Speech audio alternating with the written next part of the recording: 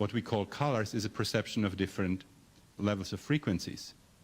There's nothing around like colors. This is a purely subjective term. And there's no way of getting beyond that, because whatever we experience is a human experience. Subatomic matter is particles and waves at the same time. Light is photons or electromagnetic waves. In different experimental arrangements and the different circumstances, sometimes it's more appropriate to think about what you're seeing as photons. In some other experiments, it's more like light.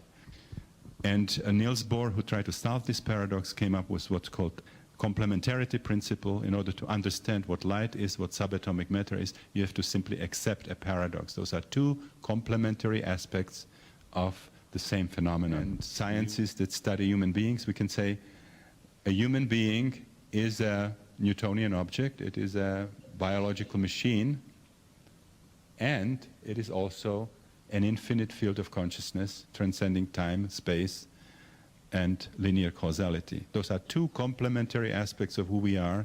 They manifest under different circumstances. Now, if this is true, if we have these two aspects and these two corresponding states of consciousness, none of them is pathological. They're two complementary aspects. A physicist would not call light that manifests as waves a psychotic photon. It would say a sick photon.